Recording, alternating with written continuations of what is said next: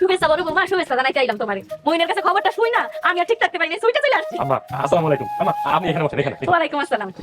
মাশাআল্লাহ মাশাআল্লাহ বড় বৌমা, খুশি সংবাদটা শুই না কি যে আনন্দ লাগতেছে। বড় বৌমা তো ফার্স্ট হয়ে গেছে। একটা কথা মনে রাখো ফাতেমা, আমেনা যদি এই পরিবারে একটা বাচ্চা জন্ম দেয় তোমার দিন কিন্তু শেষ। কি কোন আমার আমার দিন শেষ মানে? আব্বা কি সুসংবাদটা শুনতে পারছে?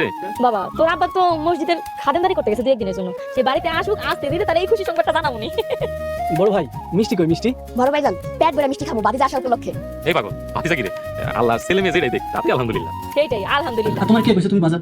আমি বাজা না হইলাম বাচ্চা হয় না কেন? তাহলে নিশ্চিত তোমার মধ্যে কোনো সমস্যা আছে। আরে আমার কি সমস্যা? আমার কোনো সমস্যা নেই। শোনো না, তুমি একটু কাল ডাক্তার বা কবিরাজ দাও না। আরে কি শুরু করছো মাঝরাতে তুমি? ঘুমাও তো ঘুমাও। না না, এসব কথা তো এখনো পার পাইবা না। কাল নয়তো পরশু যত শিগগিরই পারো ডাক্তার নাইলে কবিরাজ দেখাও, নয়তো কিন্তু এই বাড়িতে একটা দুর্ঘটনা ঘটে যাইব। আসসালামু আলাইকুম বন্ধুরা, আজকের ভিডিওতে আমরা নিয়ে এসেছি একদম হৃদয় কাঁপানো একটা গল্প, যেখানে একটা অনাগত সন্তানের আগমন শুধু খুশি না, বরং পুরো পরিবারে তৈরি করে দিচ্ছে ঝড়, দ্বন্দ্ব আর ভয়ঙ্কর ষড়যন্ত্র। তাই ভিডিওটা শেষ পর্যন্ত দেখুন। গল্পের শুরুতেই আমরা দেখি আমেনা একা বসে আছে, তার চোখ ভেজা, মুখে ভয় আর অনিশ্চয়তা, কিন্তু হাতটা আলতো করে রাখা নিজের পেটের ওপর। সে ধীরে বলে, এই বাচ্চাটাই আমার সব, এই বাচ্চাটাই সব ঠিক করে দিবে। কিন্তু সে জানে না এই সন্তানই তার জীবনের সবচেয়ে বড় পরীক্ষার কারণ হতে যাচ্ছে। ঠিক তখনই সালাউদ্দিন আসে। সে আমেনার পাশে বসে তাকে শান্ত করার চেষ্টা করে, বলে, তুমি চিন্তা কইরো না, আল্লাহ আছেন, সব ঠিক হইয়া যাইব। কিন্তু তার নিজের চোখেই স্পষ্ট ভয়, কারণ সে জানে সামনে যা আসতেছে তা এত সহজ না। অল্প সময়ের মধ্যেই খবরটা পুরো পরিবারে ছড়িয়ে পড়ে, আমেনা মা হতে যাচ্ছে। কেউ খুশিতে আত্মহারা, আবার কেউ ভিতরে ভিতরে জ্বলে যাচ্ছে। বিশেষ করে ফাতেমা 4 বছর ধরে যে একটা সন্তানের জন্য অপেক্ষা করছে, সে নিজের ঘরে বসে কান্না করে বলে, আজ থেকে এই বাড়িতে আমার আর কোনো দাম নাই। তার মনে ভয়, হিংসা আর হতাশা একসাথে কাজ করতে শুরু করে। অন্যদিকে পরিবারের সবাই বসে এক গুরুত্বপূর্ণ মিটিংয়ে। বাবা বলেন তিনি হজে যাওয়ার আগে সব সম্পত্তির হিসাব পরিষ্কার করে দিতে চান। সবাই ভাবে সম্পত্তি ভাগ হবে আগের নিয়মে, কিন্তু হঠাৎ তিনি ঘোষণা দেন সম্পত্তির দায়িত্ব দেওয়া হবে মিমের হাতে।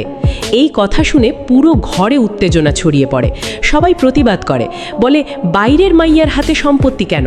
কিন্তু বাবা শান্ত গলায় বলেন, যে সৎ, যে যোগ্য, দায়িত্ব তারই প্রাপ্য। এদিকে ধীরে ধীরে বোঝা যায় মিম শুধু সাধারণ কেউ না, তার ভিতরে আছে অন্যরকম শক্তি আর প্রভাব, যা ভবিষ্যতে বড় কিছু ঘটাতে পারে। এর মাঝেই হঠাৎ করে ঘটে যায় ভয়ঙ্কর একটা ঘটনা। কাজের সাইটে একজন শ্রমিক মারা যায় নিরাপত্তার অভাবে। চারদিকে হইচই শুরু হয়ে যায়, পুলিশ আসে, তদন্ত শুরু হয়, আর সালাউদ্দিন পড়ে যায় বড় সমস্যায়। এই ঘটনাকে কেন্দ্র করে শুরু হয় নতুন টেনশন, ব্যবসা, ক্ষমতা আর দোষারোপের খেলা। অন্যদিকে ফাতেমার জীবনে হতাশা আরও বাড়তে থাকে। সে তার স্বামীকে চাপ দেয় ডাক্তার দেখানোর জন্য। সে বলে, আর দেরি করলে আমি চুপ থাকবো না। তার কষ্ট ধীরে ধীরে তাকে অন্য পথে ঠেলে দিচ্ছে।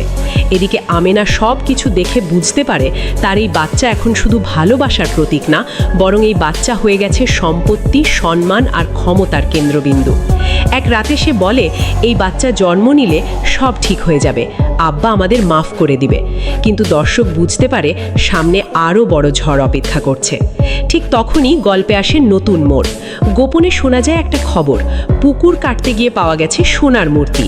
আর এই খবর পুরো পরিবারের নতুন লোভ আর ষড়যন্ত্রের আগুন জ্বালিয়ে দেয়।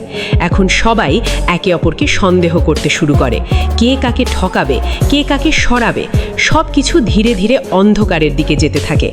ভিডিওর একদম শেষ দৃশ্যে দেখা যায় আমেনা ঘুমানোর আগে তার পেটের ওপর হাত রেখে বলে, তুই আয়শা সব ঠিক কইরা দিস।